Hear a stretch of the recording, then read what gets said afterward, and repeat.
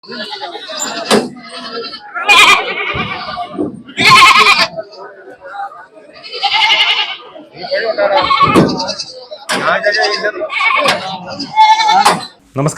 Viral ചങ്സിന്റെ പുതിയൊരു വീഡിയോയിലേക്ക് ഏവർക്കും സ്വാഗതം. വളരെ പണ്ട് കാലം മുതലേ ഒരാടെങ്കിലും ഓരോ വീടുകളിലും ഉണ്ടായിരുന്ന ഒരു സ്ഥിതി ഉണ്ടായിരുന്നു. പെട്ടെന്ന് വരുന്ന ഒരാവശ്യം നിറവേറ്റുവാൻ വേണ്ടി വിറ്റ് കാശാക്കാം എന്നുള്ളത് തന്നെയായിരുന്നു ആടുകളെ ഓരോ വീട്ടുകാരും ആടുകളെ ആശ്രയിക്കാനും വളർത്താനുമുള്ള കാരണം. വീടുകളിൽ വളർത്തുന്ന ആടുകളെ വിൽക്കുവാനുള്ള ആവശ്യാനുസരണം ചെറിയ വാഹനങ്ങളിൽ വിൽപ്പന നടത്തുന്ന സ്ഥലത്തേക്ക് എത്തിക്കാമെന്നുള്ളതും ആടുകളുടെ ഒരു പ്രത്യേകത തന്നെയാണ്.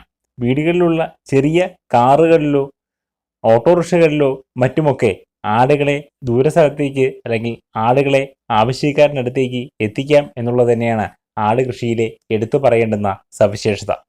കാലം മാറുന്നതിനനുസരിച്ച് ആട് കൃഷിയിലും ധാരാളമായിട്ടുള്ള മാറ്റങ്ങൾ വന്നിട്ടുണ്ട്.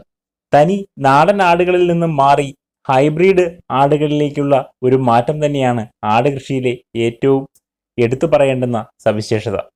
എന്നാൽ മാംസപ്രേമികൾക്ക് ഇന്നും അന്നും എന്നും പ്രിയം മലബാറി ആടുകളോട് തന്നെയാണ്. ഒരുപക്ഷെ ആടുചന്തകളിൽ ഏറ്റവും കൂടുതൽ വിറ്റഴിക്കപ്പെടുന്നതും മലബാറി ആടുകൾ തന്നെയാണ്. പല വർണ്ണങ്ങളിലും നിറങ്ങളിലും കാണപ്പെടുന്ന മലബാറി ആടുകൾ പാലുൽപാദനത്തിലും കുഞ്ഞുങ്ങളുടെ പ്രജനനത്തിലും മുൻപന്തിയിൽ തന്നെയാണ്. ഒരു പ്രസവത്തിൽ 2 അതിലധികമോ കുഞ്ഞുങ്ങൾ ലഭിക്കും എന്നുള്ളത് തന്നെയാണ് മലബാറി ആടുകളെ കർഷകർക്കിടയിൽ ഏറെ പ്രിയങ്കരരാക്കുന്നത്.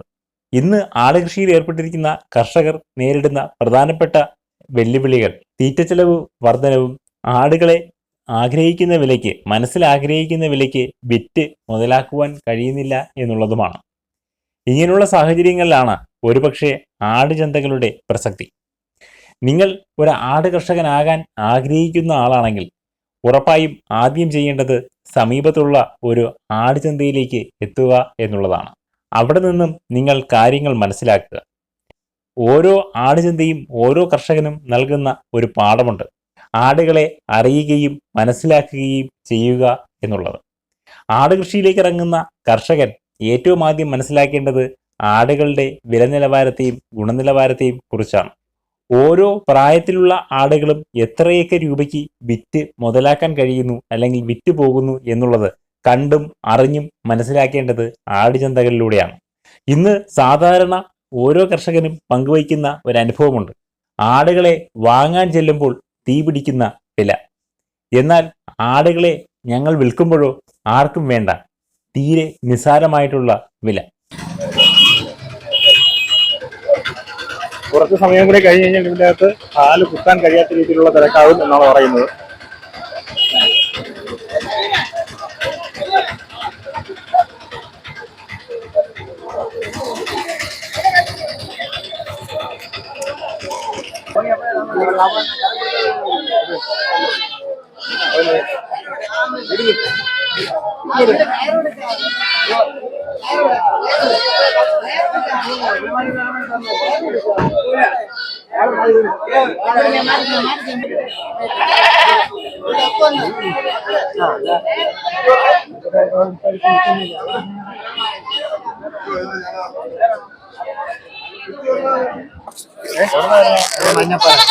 മഞ്ഞപ്പാറ നമ്മള് വെഞ്ഞാറമൂടാണോ?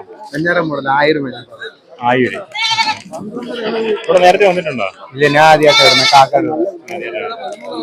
ഇങ്ങനെ ആടിനെ വാങ്ങിക്കാൻ വന്നാണോ അതേ കൊടുക്കാൻ വന്നാണോ? വിൽക്കാൻ വേണ്ടി. 28 മൈൽ ചന്ത എന്നുള്ളത് 200 വർഷം പഴക്കമുള്ള പഴയ ചന്ത. വേറെ വിഷയമൊന്നുമില്ല. പഴയ രീതിയൊന്നുമല്ല. ആടുകളെല്ലാം ഭയങ്കര വില കൂടുതലാണ്. ഓരോ ആടുകളുടെ വലിപ്പവും പ്രായവും ഒക്കെ നിങ്ങൾ കാണുകയും അത് നിങ്ങൾ മനസ്സിൽ കുറിക്കുകയും വേണം. ആ ആടുകൾ എത്ര രൂപയ്ക്ക് ആടുചന്തകളിൽ നിന്നും വിറ്റുപോകുന്നുണ്ട്, അല്ലെങ്കിൽ ഓരോ കർഷകനും ഇടനില കച്ചവടക്കാരുമൊക്കെ ആടുകളെ എത്ര രൂപ വില പറഞ്ഞ് വാങ്ങുന്നുണ്ട്, ഇത് നിങ്ങളുടെ മനസ്സിലുണ്ടാകണം. കാരണം ആടിനെ കുറിച്ച് പരക്കെ കേൾക്കുന്നൊരു വാർത്തയുണ്ട്. ആട് സ്വർണമാണ്, ആട് ATM ആണ്, ആട് ചതിക്കില്ല, പാവപ്പെട്ടവന്റെ പശുവാണ് ആട്. എല്ലാം സത്യം തന്നെയാണ്. ഒരു സാധാരണ കുടുംബത്തിന് നോക്കി നടത്താവുന്ന ഒരു സാധു മൃഗം തന്നെയാണ് ആട്. താൻ വളർത്തുന്ന കർഷകനെ ആട് ഒരിക്കലും ചതിക്കില്ല. ഒരു കർഷകന് ചതവ് പറ്റുന്നത് ആടിൽ നിന്നുമല്ല, ആടിനെ താൻ വിൽക്കുന്ന രീതിയിലൂടെയാണ്. ഏത് കൃഷിയായിരുന്നാലും ഏത് ബിസിനസ് ആയിരുന്നാലും അതിന് തക്ക ആവശ്യക്കാരെ കണ്ടെത്തുക എന്നുള്ളതും താൻ അർഹിക്കുന്ന അല്ലെങ്കിൽ തൻ്റെ കയ്യിലുള്ള മുതലിന് ഉതകുന്ന ആവശ്യക്കാരിലേക്ക് തൻ്റെ കയ്യിലുള്ള സാധനങ്ങൾ എത്തിക്കുക എന്നുള്ളതുമാണ് ഏത് കൃഷിയെയും ഏത് ബിസിനസ്സിനെയും വിജയത്തിലെത്തിക്കുന്നത്. അതിന് കഴിയാതെ വരുമ്പോഴാണ് ഒരാൾക്ക് താൻ ഏർപ്പെട്ടിരിക്കുന്ന ഏത് മേഖലയും പരാജയത്തിലേക്ക് കൊണ്ടുവരുന്നത് അല്ലെങ്കിൽ കൊണ്ടെത്തിക്കുന്നത്. ആട് എന്തെന്ന് മനസ്സിലാക്കി കഴിഞ്ഞാൽ നിങ്ങൾക്ക് ഉറപ്പായും ആട് കൃഷിയിൽ വിജയം നേടാൻ കഴിയും. വളർത്തുമ്പോൾ ഒന്നിൽ നിന്ന് തുടങ്ങുക.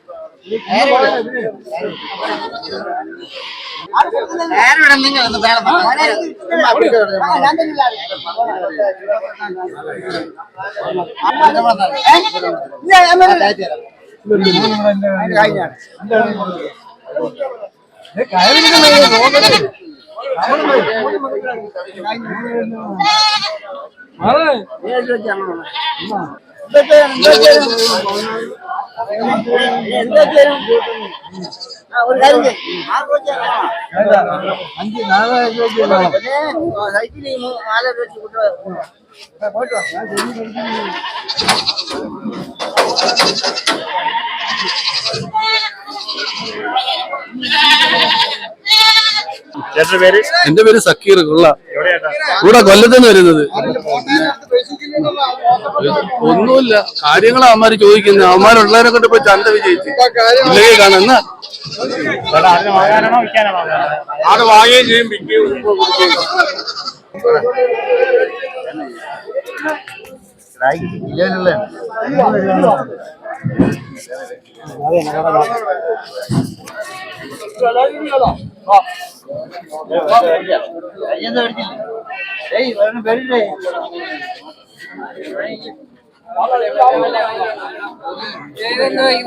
തിരുവനന്തപുരം ജില്ലയിലെ 28-ാം മൈൽ ചന്തയിലേക്ക് എത്തിയ ഞങ്ങൾക്ക് കണ്ടു മനസ്സിലാക്കാനും കണ്ടറിയാനും സാധിച്ചത് വലിയൊരു പാഠമാണ്. ഓരോ ആട് കർഷകനും ഏതൊക്കെ രീതിയിലാണ് ആടുകളുമായി ഇവിടെ എത്തുന്നത്, അവർക്ക് ലഭിക്കുന്ന നേട്ടമെന്ത്, അവർക്ക് ലഭിക്കുന്ന കോട്ടമെന്ത്, ഇതെല്ലാം ഒരു ആട് ചന്തയിലൂടെ ജനങ്ങൾക്ക് മനസ്സിലാക്കാൻ സാധിക്കുന്നുണ്ട്. സമീപത്തുള്ള പല ജില്ലകളിൽ നിന്ന് പോലും ആടുകൾ വാങ്ങുവാനും വിൽക്കുവാനും ഇവിടേക്ക് ആൾക്കാർ എത്താറുണ്ട്. ആടുകളെ മാത്രമല്ല, കാളക്കുട്ടികളെയും പശുക്കുട്ടികളെയും പശുക്കളെയും ഒക്കെ 28-ാം മൈൽ ചന്തയിൽ നിന്നും നിങ്ങൾക്ക് തിരഞ്ഞെടുക്കാവുന്നതാണ്. ഞായർ വ്യാഴം ദിവസങ്ങളിൽ ഏകദേശം 11:30 മണിയോടുകൂടി തുടങ്ങുന്ന ആടുചന്ത 11:30-12 മണിയോടുകൂടി ആരംഭിക്കുന്ന ആടുചന്ത ഏകദേശം 2:30 മണിയോളം നീണ്ടുപോകാറുണ്ട്. പഞ്ചായത്തിന്റെ ഉടമസ്ഥതയിലുള്ള വിശാലമായ പറമ്പിൽ ആടുവ്യാപാരം തുടങ്ങുന്നതോടുകൂടി പിന്നെ കാലുകുത്താൻ സ്ഥലമില്ലാത്ത തിരക്കാണ്. ഓരോ ആഴ്ചയിലും വന്നു പോകുന്നത് ആയിരക്കണക്കിന് ആടുകളാണ്. ഒഴിഞ്ഞ വണ്ടികളുമായി എത്തുന്ന ഓരോ വ്യാപാരികളും വാങ്ങിക്കൂട്ടുന്നത് നൂറുകണക്കിന് ആടുകളെയാണ്. ഒരു കാലഘട്ടത്തിൽ ഏറെ കർഷകർ ആശ്രയിച്ചിരുന്ന 28-ാം മൈൽ ആടുചന്തയിൽ ഇന്ന് കൂടുതലായും എത്തുന്നത് വ്യാപാരികൾ തന്നെയാണ്. നാട്ടിൻപുറങ്ങളിലെ ലക്ഷണമൊത്ത ആടുകൾ ഈ ചന്തയിൽ എത്തുന്നു എന്നുള്ളത് തന്നെയാണ് 28-ാം മൈലിനെ ശ്രദ്ധേയമാക്കുന്നത്. അന്യ സംസ്ഥാനങ്ങളിൽ നിന്നുമുള്ള ആടുകളൊന്നും തന്നെ 28-ാം മൈൽ ചന്തയിലേക്ക് ഇല്ല. ഒക്കെയും തനി നാടൻ ആടുകൾ തന്നെ. ഓരോ കർഷകന്റെയും അധ്വാനമാണ് ഈ ചന്തയിലെത്തുന്ന ആടുകൾ.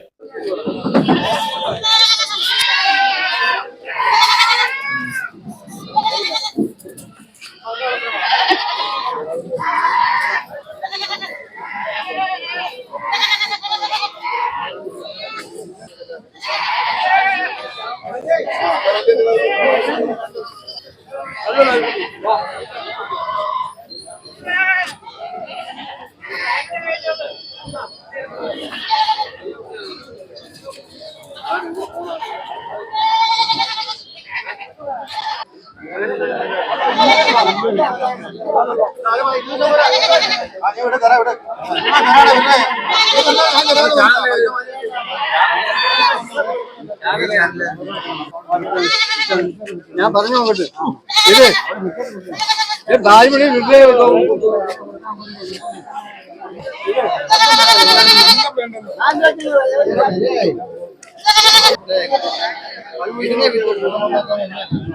തങ്ങളുടെ കരുതലും സ്നേഹവും കൊടുത്ത് വളർത്തി വലുതാക്കിയ തങ്ങളുടെ ഓമനകൾ തന്നെയാണ് 28ാം മൈൽ ചന്തയിലെത്തുന്ന ആടുകളിൽ ഏറെയും. അതുകൊണ്ട് തന്നെ വാങ്ങാനെത്തുന്നവർക്ക് ഓരോ ആടുകളെയും 100% വിശ്വാസ്യതയോടുകൂടി വാങ്ങുവാൻ കഴിയും. ഇവിടെ എത്തുന്ന ഓരോ ആടുകളിലും ഓരോ കർഷകന്റെയും വിയർപ്പുണ്ട്, അവന്റെ അധ്വാനമുണ്ട്. ഇതിലെല്ലാത്തിലും ഉപരിയായി ഒരു കർഷകൻ മറ്റൊരു കർഷകനിലേക്ക്, അല്ലെങ്കിൽ ഒരു കർഷകൻ ആടിനെ സ്നേഹിക്കുന്ന മറ്റൊരാളിലേക്ക് കൊടുക്കുന്ന ഒരു സ്നേഹമുണ്ട്. മുട്ടനാടുകളെയും പെണ്ണാടുകളെയും എല്ലാം തരംതിരിച്ച് പ്രത്യേകം സ്ഥലങ്ങളിലാക്കി കച്ചവടം ചെയ്യുന്നത് വഴി ആടുകളെ തിരഞ്ഞെടുക്കാൻ വരുന്നവർക്ക് തിരഞ്ഞെടുക്കൽ വളരെ എളുപ്പമാകുന്നു. കുട്ടിയാടുകളെ തിരഞ്ഞെടുക്കാൻ വേണ്ടി വരുന്ന കർഷകർക്കും അതിന് പ്രത്യേകമായ ഒരു സ്ഥലത്ത് വിപണനം നടത്തുന്നുണ്ട്. ഓരോ ആടുകളെയും ചന്തയിലെത്തിക്കുന്നതിന് ഒരു നിശ്ചിതമായ ഫീസ് ഏർപ്പെടുത്തിയിട്ടുണ്ട്.